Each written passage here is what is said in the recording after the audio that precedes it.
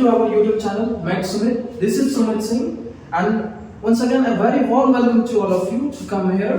And now, today I'm going to teach you about carbohydrate. So, anybody know about what is carbohydrate? What are the importance of carbohydrate in our daily life? What is carbohydrate? And इस video को start करने से पहले मैं यही बताऊंगा कि अगर आपने मेरे चैनल को सब्सक्राइब नहीं किया है तो प्लीज आप हमारे चैनल को सब्सक्राइब कर दीजिए। सब्सक्राइब करने के बाद आप ऑल बटन पे क्लिक कर दीजिएगा ताकि हमारा हर एक आने वाला वीडियो आपको नोटिफिकेशन के माध्यम से मिल जाएगा। तो आप बने रहिए हमारे इस वीडियो के साथ और हमारे इस वीडियो को आप पूरा से पूरा देखें। तो चलिए मैं आज स्टार्ट करता हूँ कार्बोहाइड्रेट के बारे में। तो कार्बोहाइड्रेट होता क्या है? सबसे पहले देख सकते हैं बोर्ड पे कार्बोहाइड्रेट के बारे में लिखा हुआ है। तो नॉर्मली आज मैं बताऊंगा आपको कार्बोहाइड्रेट के बारे में और कार्बोहाइड्रेट का कुछ क्या हमारे इंपॉर्टेंस है, कार्बोहाइड्रेट का इंट्रोडक्शन, इंपॉर्टेंस और क्लासिफिकेशन। तो और नेक्स्ट वीडियो जो मैं अपलोड करूंगा मेटाबॉलिज्म ऑफ कार्बोहाइड्रेट।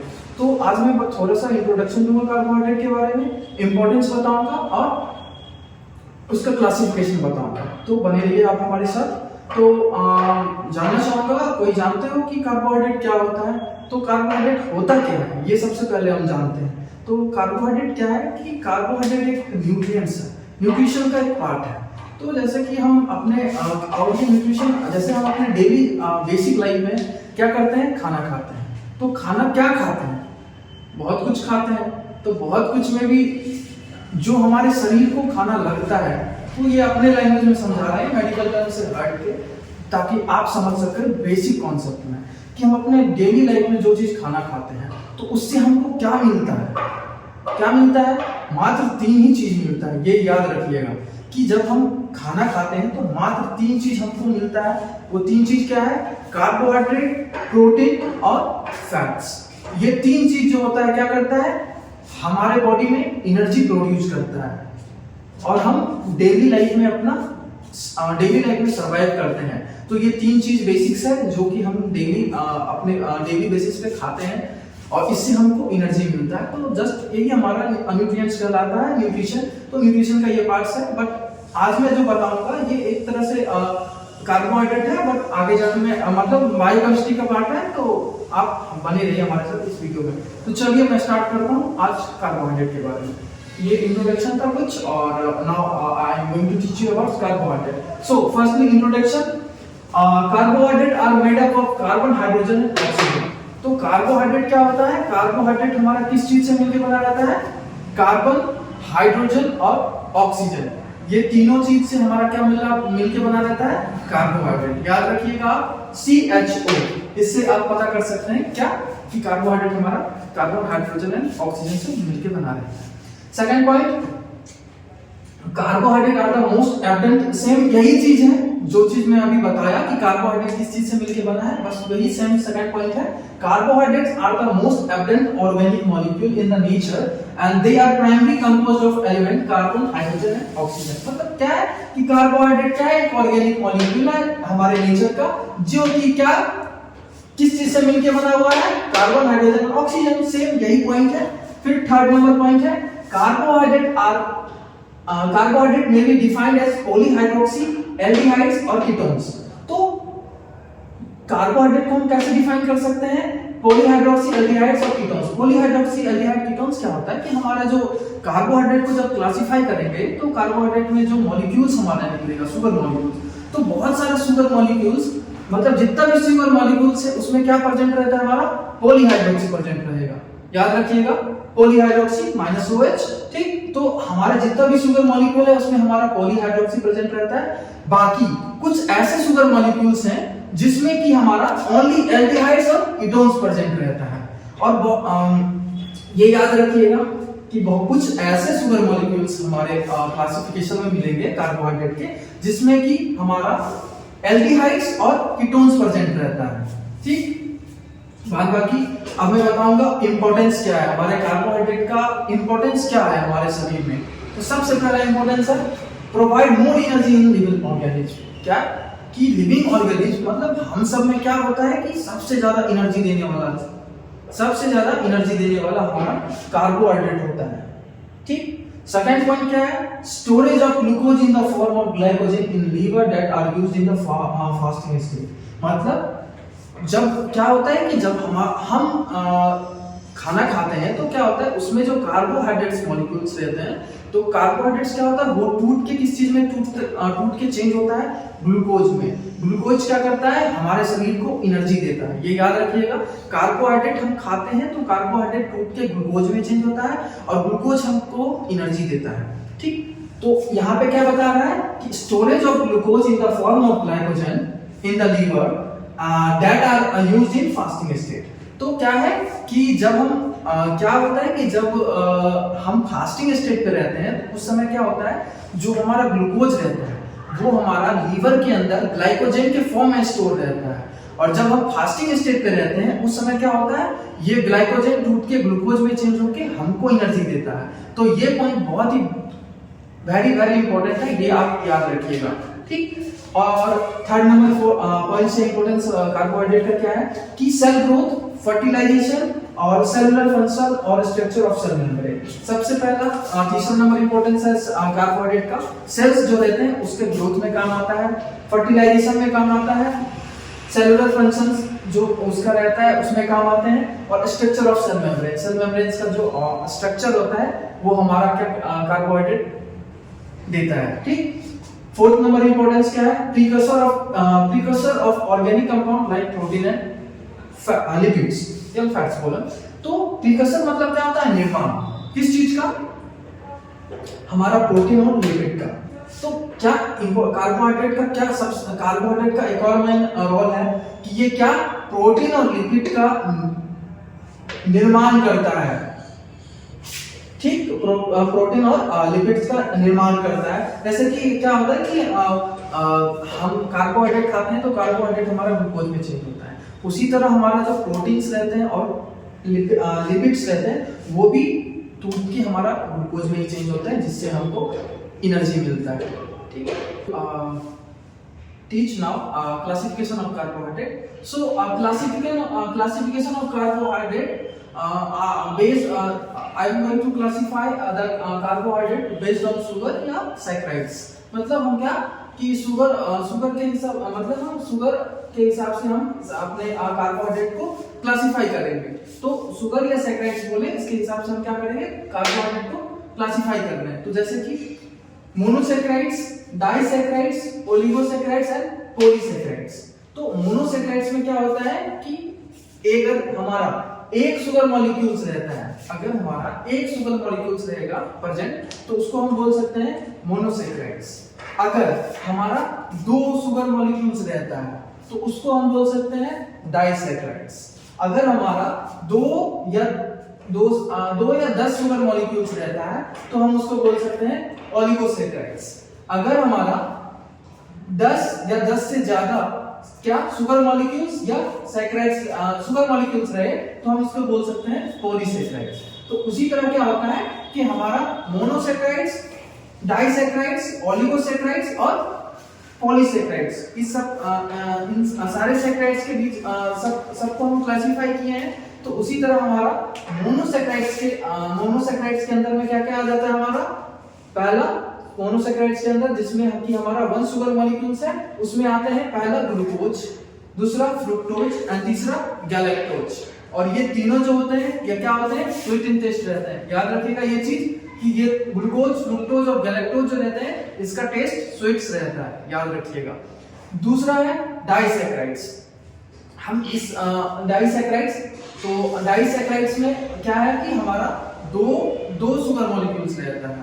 तो इसके अंदर डाइसैकराइड्स को हम किस में क्लासिफाई करेंगे, सुक्रोज, लैक्टोज एंड माल्टोज में, ठीक। उसी तरह हमारा ओलिगोसैकराइड्स आता है। तो ओलिगोसैकराइड्स में कितना हमारा शुगर मॉलिक्यूल्स रहता है, 2 से 10 के बीच में शुगर मॉलिक्यूल्स रहता है। तो ओलिगोसैकराइड्स जो होता है ओलिगोसैकराइड्स हम इसको क्लासिफाई करेंगे तो क्या बनेगा, रैफिनोज बनेगा। तो रैफिनोज का जो टेस्ट रहता है ये स्वीट, मीठा और टेस्टलेस दोनों रहता है, स्वीट टेस्ट एंड टेस्टलेस भी रहता है, ठीक। उसी तरह चौथा हमारा पॉलीसैकराइड्स। पॉलीसैकराइड्स के पास 10 या 10 से ज्यादा अगर हमारा शुगर मॉलिक्यूल्स रहता है तो हमारा पॉलीसैकेराइड्स कहलाएगा। तो पॉलीसैकेराइड्स में हमारा क्या क्या आ जाता है, स्टार्च, ग्लाइकोजन एंड सेल्यूलोज। तो ये तीनों जो रहते हैं हमारा टेस्टलेस होता है। ठीक, अब मैं बताऊंगा कि मोनोसैकेराइड्स, डाइसैकेराइड्स, ओलिगोसैकेराइड्स और पॉलीसैकेराइड्स, इन सबको मैं तोड़ तोड़ के बताऊंगा आपको, ताकि आपको समझने में बहुत ही आसानी लगे। तो चलिए अब मैं बताता हूं आपको कि हम मोनोसैकेराइड्स मतलब एक शुगर मॉलिक्यूल्स में क्या क्या, मतलब एक शुगर मॉलिक्यूल्स में क्या क्या चीज, मतलब क्या क्या हम, अगर मान लीजिए क्वेश्चन आता है what is monosaccharides, what is oligosaccharides, what is polysaccharides and what is disaccharides, तो आप क्वेश्चन का आंसर बेसिकली लिख सकते हो। क्या क्या लिख सकते हो अभी मैं बताता हूँ आपको। मतलब लिखने का क्या, समझ लीजिए क्या होता है, इसके अंदर में क्या क्या आता है एक शुगर मॉलिक्यूल्स में इसका। ठीक, तो पहला बताता हूँ मोनोसैकेराइड्स। तो मोनोसैकेराइड्स में मैंने पहले ही बता दिया था कि मोनोसैकेराइड्स में 1 शुगर मॉलिक्यूल्स होता है। ठीक, मतलब एक शुगर मॉलिक्यूल्स हमारा अगर रहता है तो हम उसको बोल सकते हैं मोनोसैकेराइड्स। ओके, सो तो मोनोसैकेराइड्स के अंदर में क्या होता है, 3 से 7 कार्बन रहते हैं। ठीक, ये याद रखिएगा कि मोनोसैकेराइड के अंदर 3 से 7 कार्बन रहते हैं और इसका जो टेस्ट होता है वो स्वीटिंग टेस्ट होता है। तीसरा point, can't broken down into simple substances on a hydrolysis. अगर हम मोनोसैकेराइड का हाइड्रोलाइसिस करते हैं तो ये क्या होगा, सिंपल सब्सटेंस में नहीं टूटेगा। ठीक, मतलब कि अगर हम हाइड्रोलाइसिस प्रोसेस करते हैं तो ये जो कॉम्प्लेक्स फॉर्म में रहता है वो टूटेगा ही नहीं सिंपल फॉर्म में। ठीक, और चौथा पॉइंट है they consist of single polyhydroxy aldehydes और कीटोन्स। जैसे कि मैंने बताया था शुरू में आपको कि कार्बोहाइड्रेट, जैसे कि मैंने बताया था कि बहुत सारे शुगर मॉलिक्यूल कार्बोहाइड्रेट जो रहते हैं और कार्बोहाइड्रेट का जब हम क्लासिफिकेशन करते हैं तो जो शुगर मॉलिक्यूल्स मिलते हैं तो उस शुगर मॉलिक्यूल्स में कुछ में सारे में पॉलीहाइड्रोक्सी प्रेजेंट रहता है, बट डिफरेंट शुगर मॉलिक्यूल्स में एल्डिहाइड और कीटोन्स प्रेजेंट रहते हैं। बट यहाँ पे क्या है कि मोनोसैकेराइड्स के अंदर हमारा क्या क्या सिंगल पॉलीहाइड्रोक्सी एल्डिहाइड्स और कीटोन्स प्रेजेंट रहता है। तो एल्डिहाइड और कीटोन्स के बारे में थोड़ा जान लेते हैं कि एल्डिहाइड्स क्या होता है। Those groups having aldehydes present called aldoses. जिस ग्रुप मतलब जो शुगर मॉलिक्यूल्स है अगर उस ग्रुप में क्या होगा, अगर हमारा एल्डिहाइड्स प्रेजेंट रहता है तो उस चीज को हम बोल सकते हैं एल्डोसिस। अगर कोई दूसरा शुगर मॉलिक्यूल्स मतलब कोई दूसरा ग्रुप में अगर हमारा कीटोन्स प्रेजेंट रहता है तो उसको हम बोल सकते हैं कीटोसिस। ठीक, उसी तरह हमारा सेकंड आ जाता है डाइसैकेराइड्स। डाइसैकेराइड्स में कितना शुगर मॉलिक्यूल्स रहता है, 2 शुगर मॉलिक्यूल्स। मतलब 2 मोनोसैकेराइड्स अगर हमारा जुड़ता है तो हमारा डाइसैकेराइड्स बनाता है, ये याद रखिएगा। तो उसी तरह हमारा है पहला point, formed by 2 constituent monosaccharides on hydrolysis। Hydrolysis जब प्रोसेस होता है तो उस समय हमारा क्या होता है, 2 मोनोसैकेराइड्स जो होता है वो हमारा क्या बनाता है, डाइसैकेराइड्स। ठीक, तो जैसे कि आप एग्जांपल के तौर पे समझ सकते हो, यहाँ पे मैंने बताया है कि ग्लूकोज, अगर हमारा ग्लूकोज प्लस ग्लूकोज मिलता है तो क्या बनाता है, माल्टोज बनाता है। मतलब ग्लूकोज क्या था, मोनोसैकेराइड्स था, तो हमारा यहाँ 2 मोनोसैकेराइड्स मिल रहा है तो क्या बना रहा है, माल्टोज। तो माल्टोज जो होता है क्या होता है, हमारा माल्ट शुगर होता है। ठीक, उसी तरह सेकंड एग्जांपल्स देखिए आप कि ग्लूकोज प्लस गैलेक्टोज अगर मिल रहा है तो क्या बनता है, हमारा लैक्टोज बनता है। तो लैक्टोज क्या होता है, हमारा मिल्क शुगर होता है। उसी तरह ग्लूकोज प्लस फ्रुक्टोज अगर मिलता है तो क्या बनता है, हमारा सुक्रोज। और सुक्रोज क्या होता है, हमारा केन शुगर होता है। ठीक, और इसका टेस्ट डाइसैकेराइड्स का टेस्ट जो रहता है सिमिलर, जैसा हमारा मोनोसैकेराइड्स का रहता है सेम उसी तरह हमारा डाइसैकेराइड्स का रहता है, क्या, sweet taste. Okay, now third number oligosaccharides. तो ओलिगोसैकेराइड्स के पास कितना शुगर मॉलिक्यूल्स रहता है, 2 या 10 शुगर मॉलिक्यूल्स। ठीक, तो इसमें क्या होता है कि पहला पॉइंट देखते हैं, क्या है कि raffinose are made up of glucose, fructose and galactose. तो क्या होता है कि मोनोसैकेराइड्स में क्या रहता है, हमारा क्लासिफिकेशन किए थे तो क्या मिलता है, ग्लूकोज, फ्रुक्टोज एंड गैलेक्टोज। जब हमारा ग्लूकोज मॉलिक्यूल, फ्रुक्टोज मॉलिक्यूल और गैलेक्टोज मॉलिक्यूल जब हमारा मिल जाता है तो क्या बनता है, हमारा रेफिनोज बनता है। मतलब यहाँ पे क्या बताए हैं, 2 या 10 शुगर मॉलिक्यूल्स अगर हमारा मिलता है तो हमारा क्या बनेगा, ओलिगोसैकेराइड्स। उसी तरह हमारा ग्लूकोज, जब मोनोसैकेराइड्स क्या होता है, मोनोसैकेराइड्स के पास हमारा क्या क्या था, ग्लूकोज, फ्रुक्टोज एंड गैलेक्टोज, मतलब 3 शुगर मॉलिक्यूल। 3 शुगर मॉलिक्यूल जब मिल गया तो हमारा क्या बना, रेफिनोज। तो इसी तरह याद रखिएगा कि ओलिगोसैकेराइड्स में मैंने क्लासिफिकेशन में आपको बताया था रेफिनोज, तो यहाँ पे क्या बना था, रेफिनोज।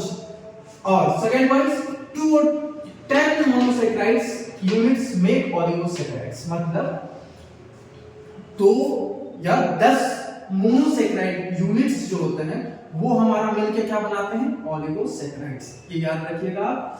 उसके बाद इसका टेस्ट कैसा था, स्वीट और टेस्टलेस।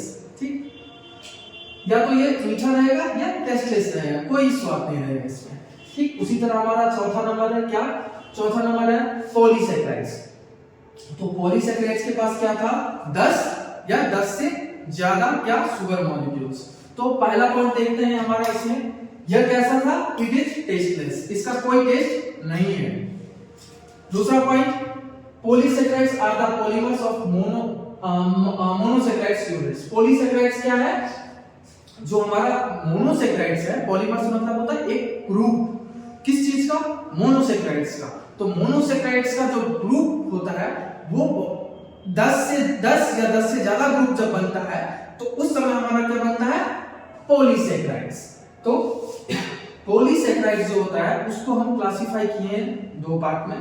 फर्स्ट पार्ट है होमोपॉलीसैकेराइड्स, सेकंड हेटेरोपॉलीसैकेराइड्स।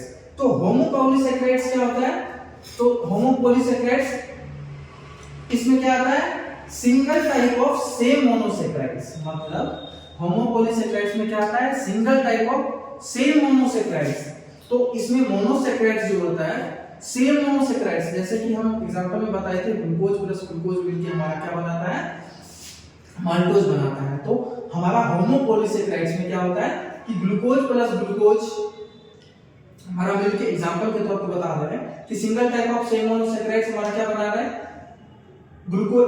देखिए ग्लूकोज है सेम तरह का मोनोसैकेराइड्स है, तो क्या बना है, माल्टोज बना है। उसी तरह क्या है, हेटेरोपॉलीसैकेराइड में मिक्सचर ऑफ डिफरेंट मोनोसैकेराइड्स, मतलब मोनोसैकेराइड्स का मिक्सचर, बहुत सारा मोनोसैकेराइड्स इसमें कि इसमें आप ये भी बता सकते हैं कि सिर्फ ग्लूकोज प्लस ग्लूकोज माल्टोज बना है, but glucose plus glucose plus glucose plus glucose आप अगर 10 शुगर मॉलिक्यूल्स लेते हैं तो वो भी हमारा क्या बनाएगा, माल्टोज बनाएगा। उसी तरह हेटेरोपॉलीसैकेराइड्स में क्या है कि हेटेरोपॉलीसैकेराइड्स में मिक्सचर ऑफ डिफरेंट मोनोसैकेराइड्स, मतलब इसमें हमारा मोनोसैकेराइड्स में जो हमारा मॉलिक्यूल्स था ग्लूकोज, फ्रुक्टोज एंड गैलेक्टोज, तो glucose, fructose, galactose, glucose, fructose, galactose, glucose, fructose and galactose, मतलब ये सारा जब हमारा मिल जाता है तो मतलब 10 या 10 से ज्यादा अगर हमारा मोनोसैकेराइड्स मिलता है तो हमारा क्या बनाता है, पॉलीसैकेराइड्स। उसी तरह हमारा हेटेरोपॉलीसैकेराइड्स में मिक्सचर ऑफ डिफरेंट मोनोसैकेराइड्स, जैसे कि हमारा glucose plus fructose plus galactose, फिर से हम glucose plus fructose plus galactose अगर जोड़ते जाएंगे 10 या 10 से ज्यादा तो हमारा क्या बना लेगा, एग्जांपल के तौर पे आप समझिए इंसुलिन। ठीक, तो ये हमारा बेसिक चीज है। क्या आज जैसे कि आपने क्या पढ़ा क्लास कार्बोहाइड्रेट्स के बारे में, इंपॉर्टेंट कार्बोहाइड्रेट्स का कुछ इंट्रोडक्शन, हमारे जीवन में क्या कार्बोहाइड्रेट्स का रोल है, साथ ही साथ उसका इंपॉर्टेंस बताएं कि इंपॉर्टेंस ऑफ कार्बोहाइड्रेट का क्या रोल है हमारे जीवन में। उसके बाद हम कुछ क्लासिफिकेशन बताएं कार्बोहाइड्रेट का क्लासिफिकेशन, और आप देख सकते हो कि क्लासिफिकेशन अभी मैंने आपको क्लास लिया, तो आप कमेंट में मुझे बता सकते हैं कि आपको हमारा क्लास कैसा लगा, आपको समझ नहीं आया या आया। अगर आया तो आप कमेंट में जरूर लिखिए। अगर आगे कुछ और पढ़ना चाहते हैं तो आप कमेंट में हमको बताएं, मैं आपका क्लास जरूर लूंगा। तो बने रहिए हमारे इस वीडियो के साथ। धन्यवाद।